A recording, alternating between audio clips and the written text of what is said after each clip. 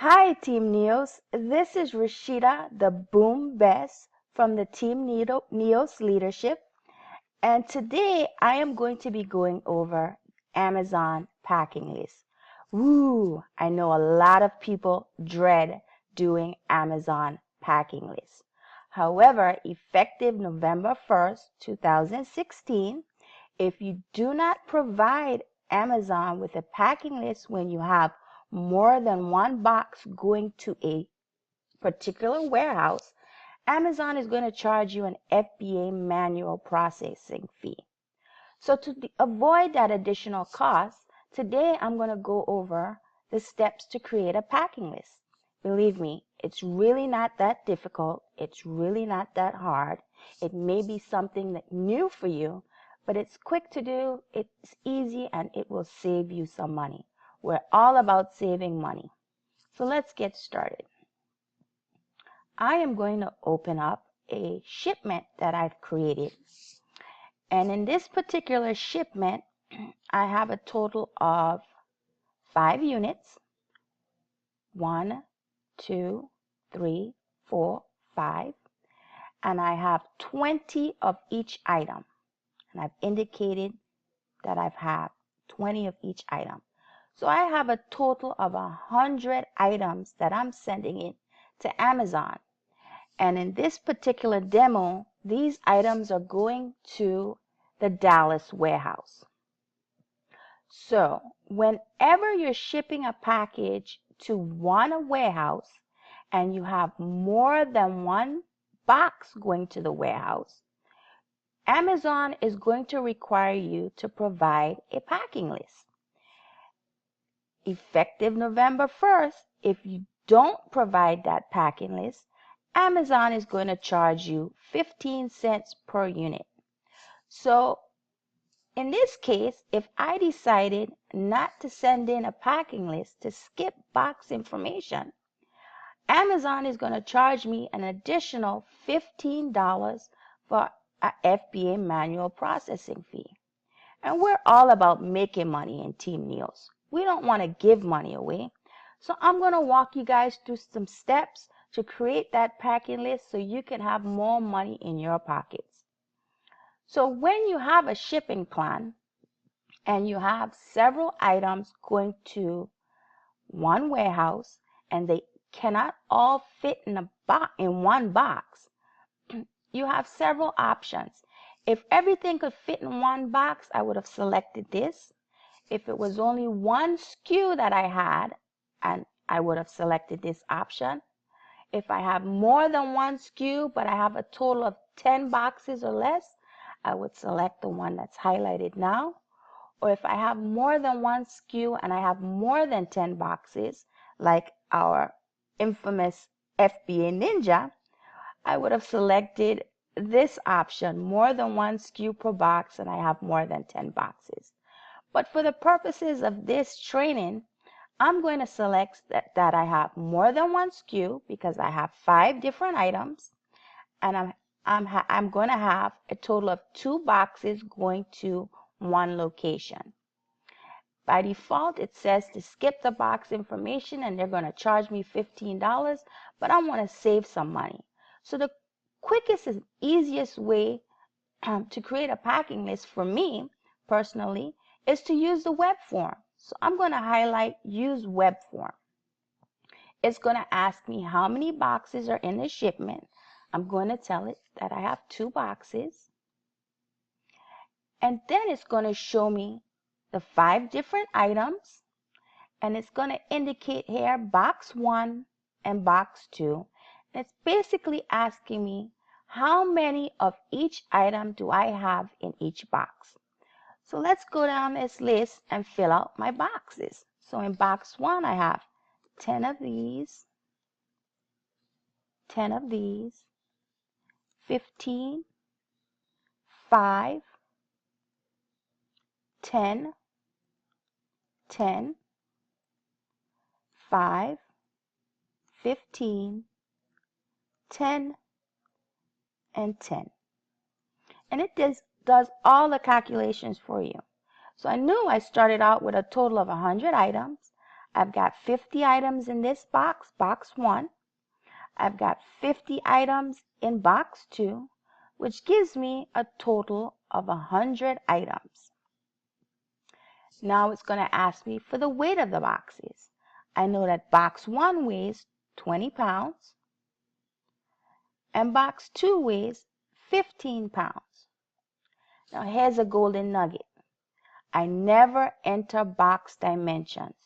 Although it's asking me for the dimensions of my box, if it's 18 by 18 by 18 or 10 by 5 by 12 or whatever the box dimensions are, I never enter the box dimensions because it saves me money. I've found that when I enter the box dimensions and I calculate my shipments, Amazon and UPS, they determine how much it's going to cost me per box based on the weight, the box dimensions, and where the box is going to. And I found that when I do not enter box dimensions, I save some money. And we're all about saving money with Team Neos. So once I enter my weight, I hit confirm. Then I calculate. And boom, to send 2 boxes weighing a total of 35 pounds to this Dallas warehouse, it's going to cost me $11.32. Guys, I'm telling you, this process is really simple. It's really easy to use. Get comfortable now using it. I would start with your very next FBA shipment providing box contents, because come November 1st, if you decide to skip providing box contents, you're going to be charged an FBA manual processing fee. So this is just one way of doing it. Let's go back and let's try another way. So we have the same items, 20 units each. They're going to one warehouse, but they all cannot fit in the same box, so I'm going to have to pack them in 2 boxes. If for some reason you're not given the option to use the web form, don't panic. You can also use upload file. So because I'm changing my content information for this demo, it's going to ask me, am I sure I want to change this content information? Because the numbers I entered previously are going to be erased. And I'm going to hit continue. So let's say I have more than 1 SKU per box. It's a total of 2 boxes, so it's 10 boxes or less. I would select this same option. And instead of using this web form, I'm going to use upload file. So it's going to ask you, please select an option for your file format. Easiest and simplest way to do it is the Excel template. It's going to ask you the number of boxes. I'm going to say that I have 2 boxes. And guys, in the past, prior to them enforcing this change, they didn't give you the option to use an Excel template. You guys may have seen a previous training I did where the only option you had was this tab delimited file. But using Excel is so much easier. So if you don't have the web form and you have to upload a file, I suggest using the Excel template. So in this case, I have 2 boxes. I'm going to generate the pack list. It's going to give me this little file here, and I'm just going to click it, select it. When I select it, it downloaded here, and then I'm going to open this file. And it's just going to open up in Excel. By default, it's in a protected view mode. So I'm going to click this little button that says Enable Editing. And the same information that was shown, let me move this screen around over here so you can see some more of the screen. The same information that was displayed in the web form is here in this Excel document. So I have 5 SKUs. I'm going to scroll over, and here it says box 1,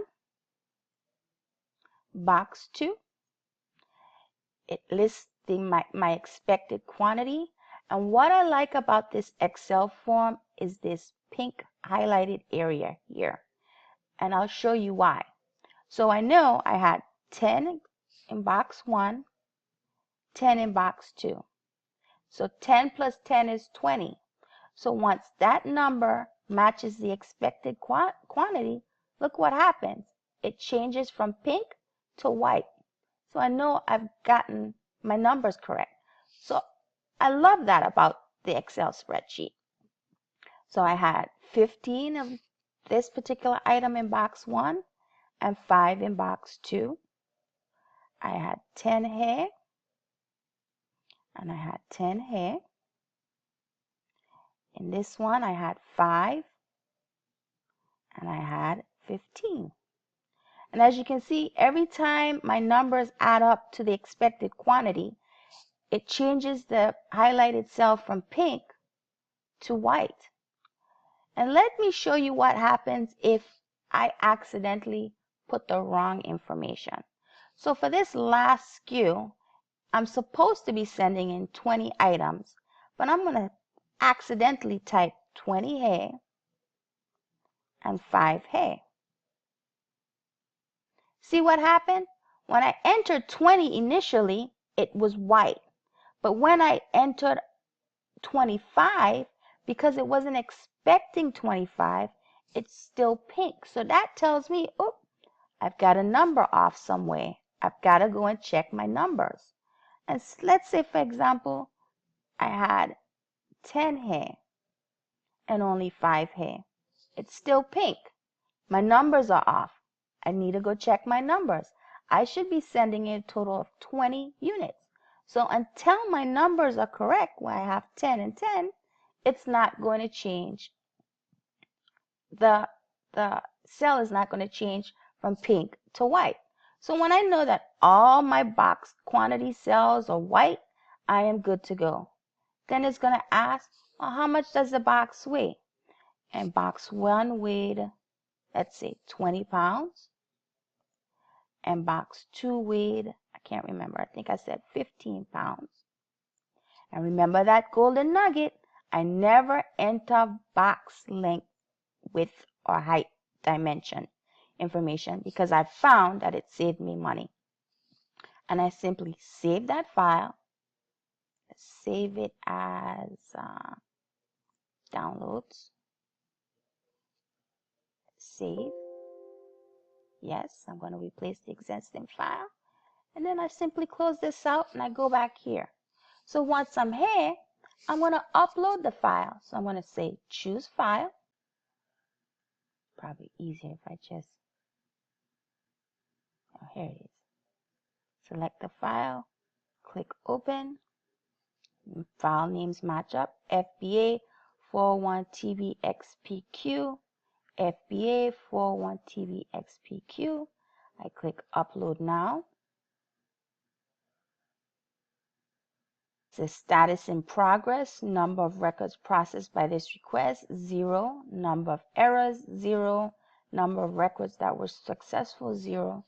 I give it a few minutes, let it do its thing. I click refresh. Status still says it's in progress. So I'll wait another few minutes. I click refresh and there you have it. Status done. Number of records processed, 5. I had a total of 5 SKUs. Number of errors, 0. Number of records that were successful, 5. So that's what I want. I don't want to have any errors here. Then I can calculate my shipment.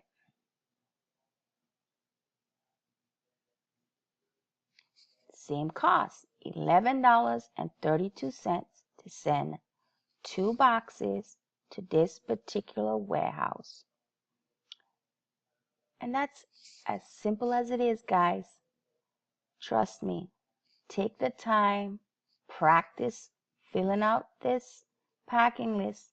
Use either the web form or upload the file. Both steps are really simple and easy to do. and save yourself some money. Because remember, if I skipped the box, providing that box information, that was $15 coming out of my profits. And we are all about making money, not giving it away. So thank you guys for tuning in, and I hope this video was informative and helpful for you and your business. Team Neos, no excuses, only solutions. Until next time, take care and God bless.